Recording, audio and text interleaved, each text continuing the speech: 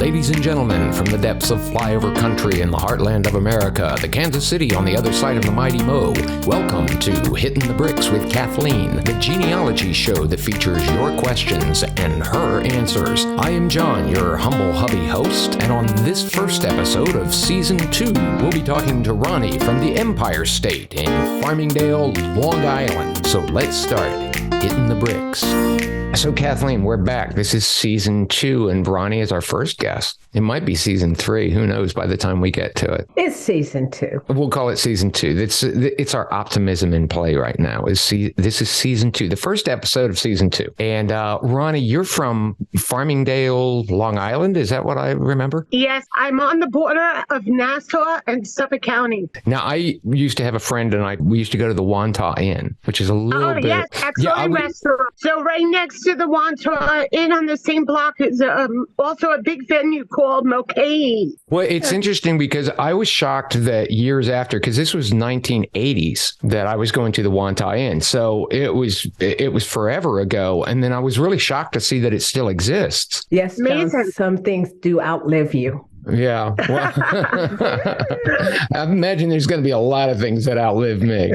A lot of things. Okay. So maybe I should let Kathleen have a go. I was going to say, are you all going to reminisce forever? Because I lived in New York and I didn't have any of these fun things in Long Island. She didn't go to the island, Long Island. So now, John, the last time I spoke with Ronnie, she had a broken leg, I believe. Oh, no. Is that true, Ronnie? I'm actually a teacher, and I was putting up a bulletin board and fell on my knee, and I broke my knee and my ankle. So I am recovering from that, but I am doing so much better and going to physical therapy twice a week. Good. So thank you for remembering that. Well, I'm glad you're doing better. That's wonderful. Thank you so much. What grades do you teach? I teach elementary school. So were there students in the class when you took your tumble? No, thank goodness there wasn't. Okay. I was actually putting up the board in the hallway in between classes doing it. So thank God nobody had to see me fall.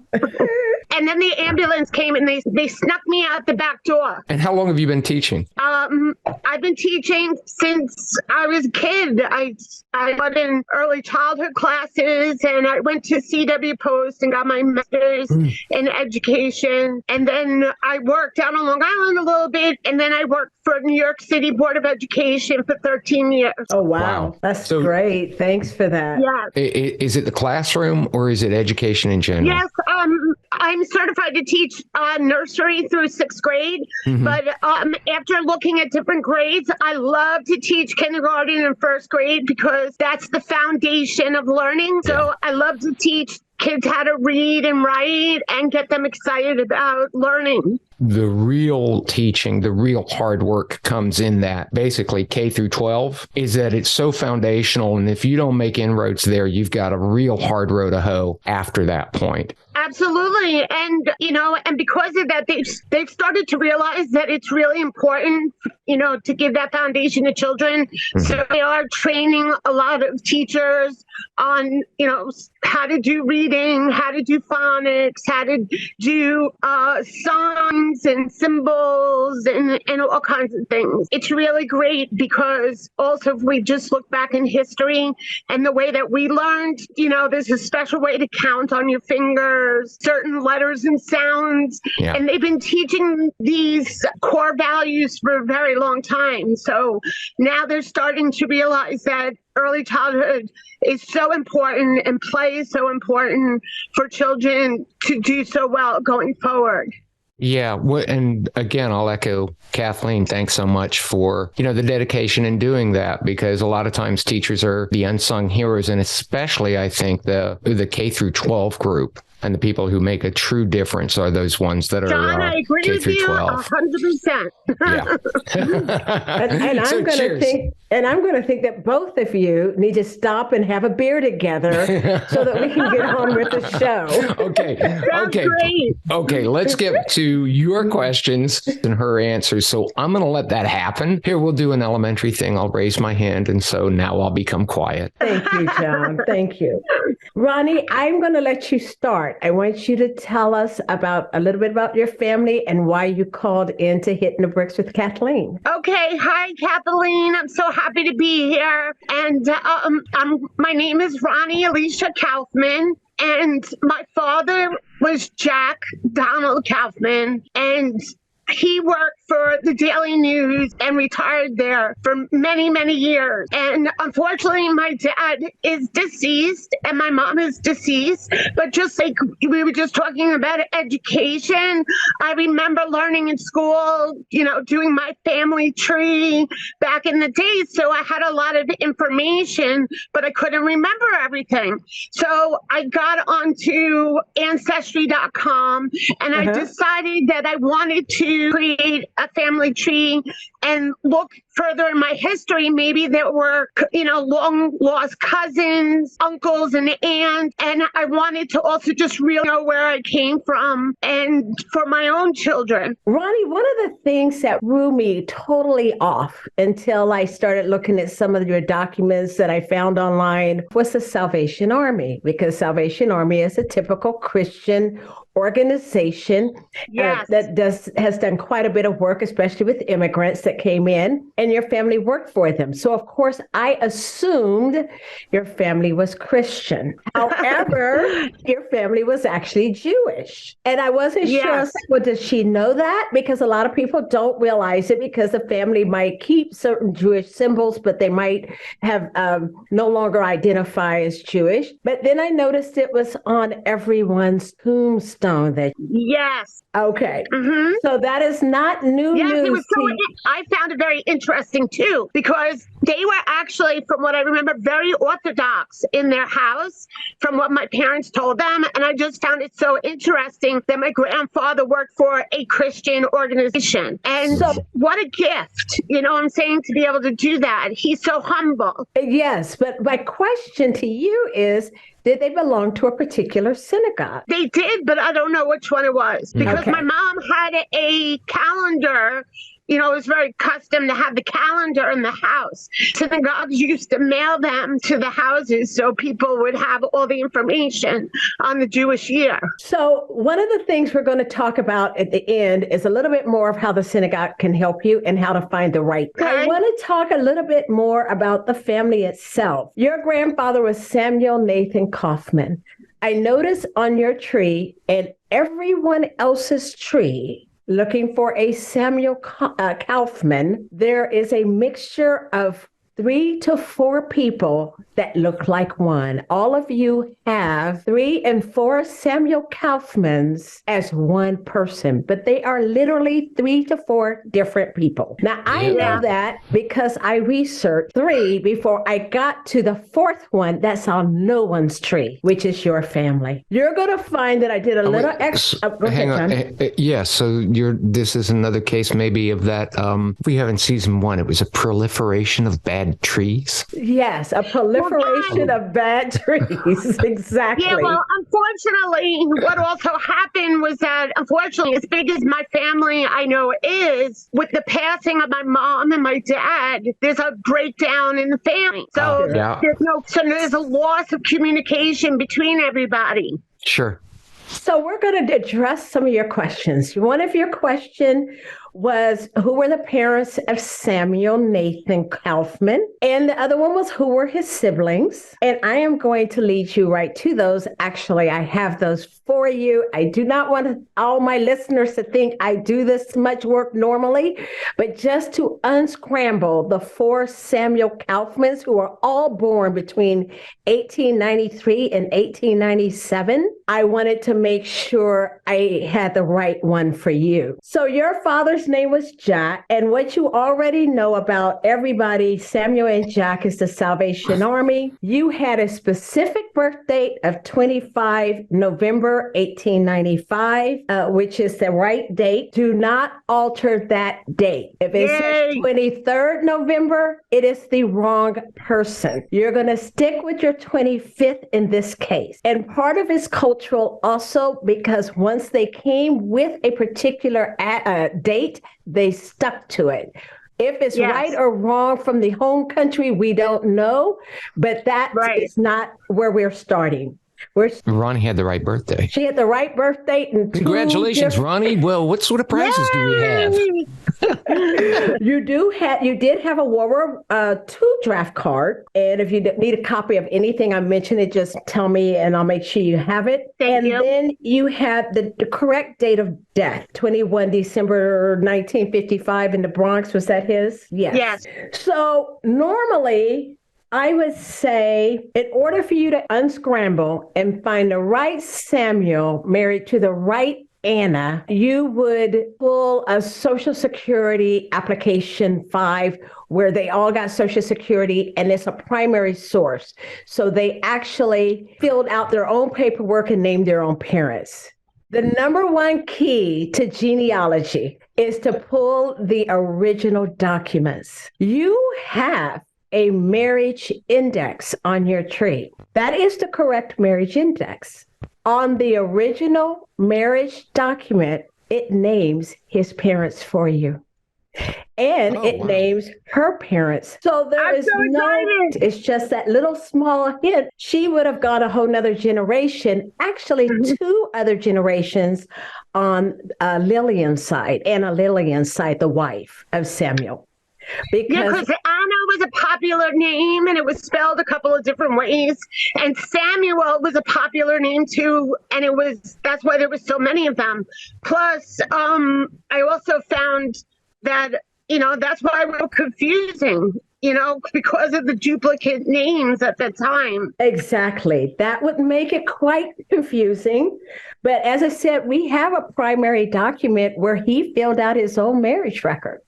And with that marriage record, Samuel tells you on his marriage document that his father's name is William and his mother's name is Jeannie Waskowitz. And he tells you that. And then Anna Kronish's parents are also named as David. And I believe you had theirs correct on your tree. These marriages are named here, this couple, your great. It was David, and what was the other name? David and... It looks like Rose Brooke. Yes, okay. Okay, I think I saw this on your tree correctly, her names.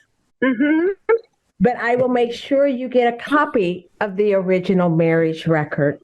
Awesome, thank you. Later, I was able to go in one more generation for you and find Jenny Waskowitz's parents' name. Now, Jenny was the mother of Samuel. Her parents' names are listed on her death certificate. Oh. So you'll have that also. And their names were Mendel, and Bella. Beautiful. Now, one of the things you did mention was the brother named Charles. You are correct in that, first of all, let's start with the family itself. The family are Russian Jews, and they came over with quite a few children born in Russia. Oh. Samuel was born in New York, so was Charles, and so were a couple of the other children. So one of the other issues I think that you asked were about the children. What have you known about the children in general? Anything except Charles? I knew about Charles, but I also knew there was a judge. And I wasn't sure what his name was. I was able to research and find 2 judges with the Kaufman name, but I couldn't connect it. So, do you remember the name of the judges? The 2 that your option was? It's on the tree. I don't know if I have it written here. I know that they were Supreme Court judge. And like I said, I remember the princess in the family, but I really just know the connection. I don't remember. And I know you've mentioned a princess twice. What are you referring to as a princess? In one of the countries in Russia or Prussia. I think his cousin was a princess. Okay. And we have not gone back to Russia yet. We're still in New York as far as the research. But as you go back, there might be something that comes up with that information. Yeah, I find it very hard to find any records outside of New York. And because I didn't have the names, like his father, I couldn't confirm those names. So I got stuck. So one of the resources that will help you a lot is the Jewish Genealogical Society resources. That's a resource that everyone, of course, doesn't have. But in your case, there's 3, the Jewish Gen, which will have a lot of birth records, death records, everything that the synagogue had turned in. Yeah.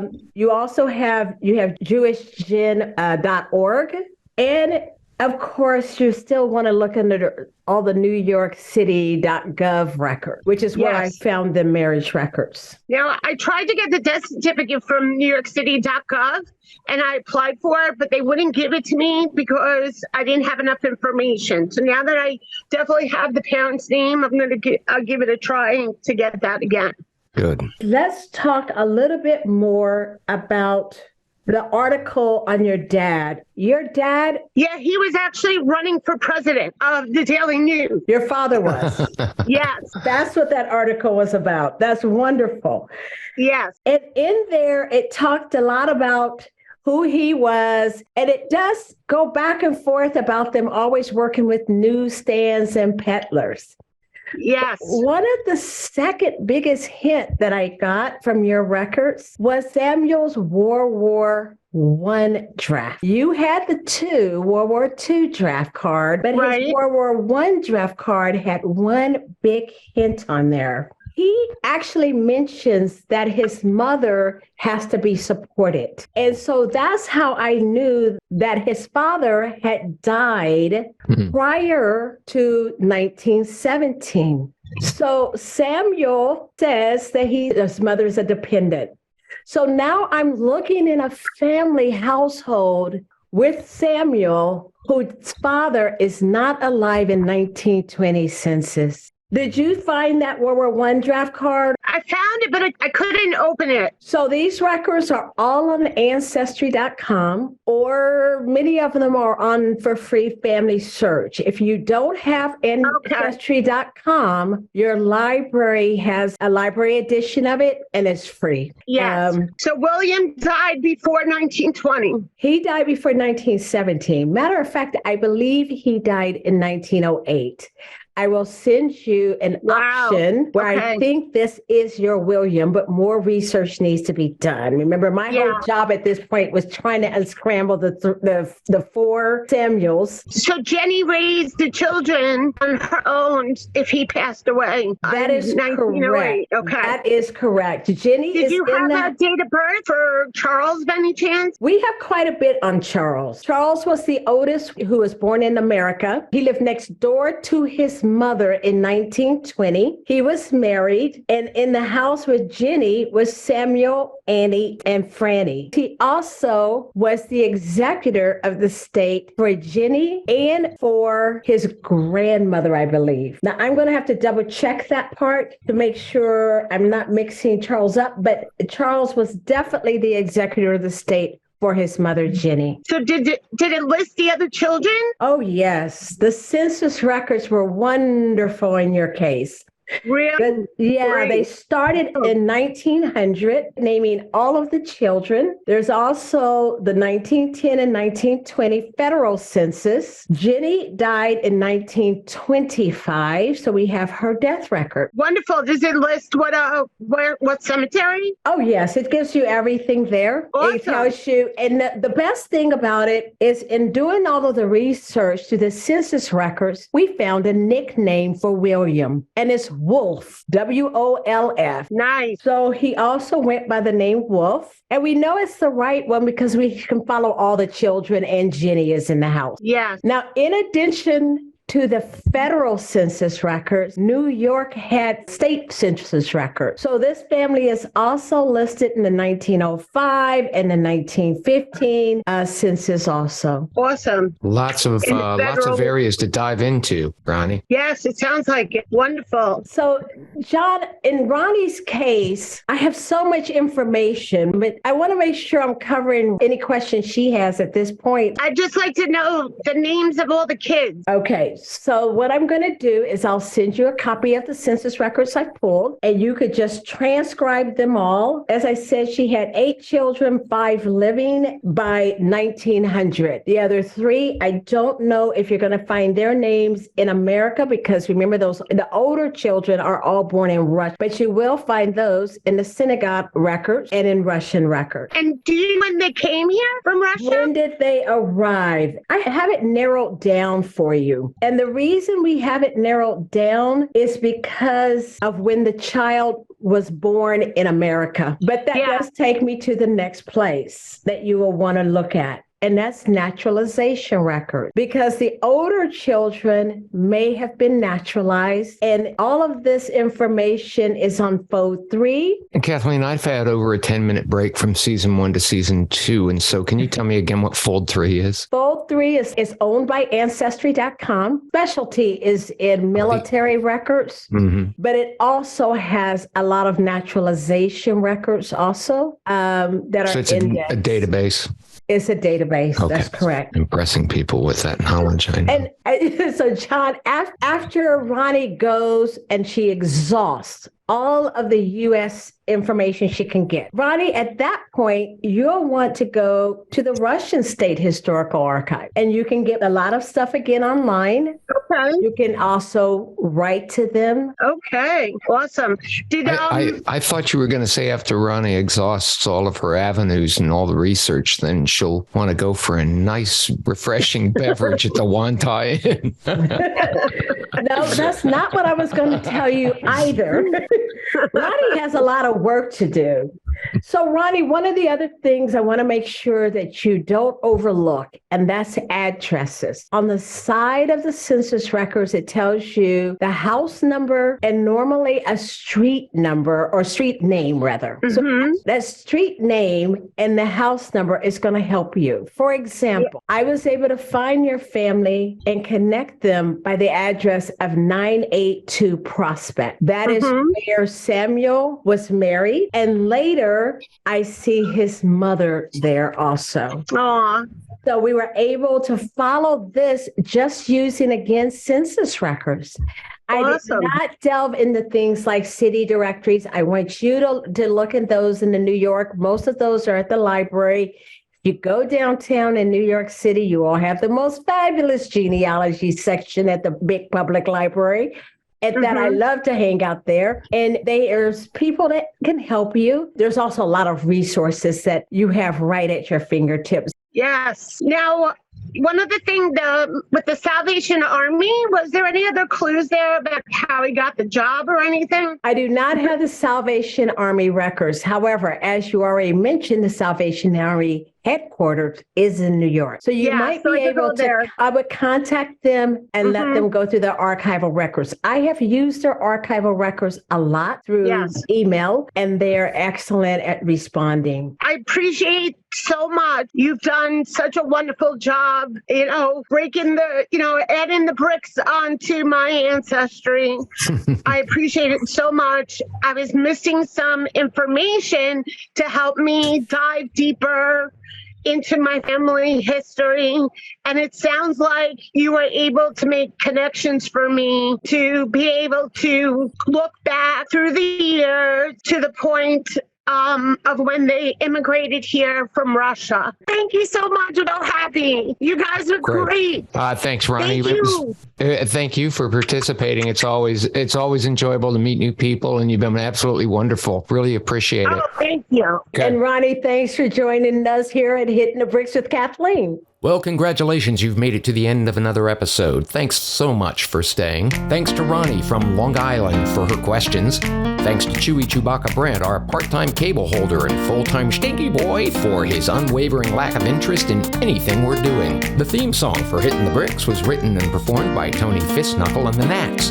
Watch for their next appearance at the restaurant at the end of the universe. You can find us on Apple, Spotify, and of course, Buzzsprout. We'd love to hear what you think about the podcast, so stop by our Facebook page at Hittin the Bricks and let us know.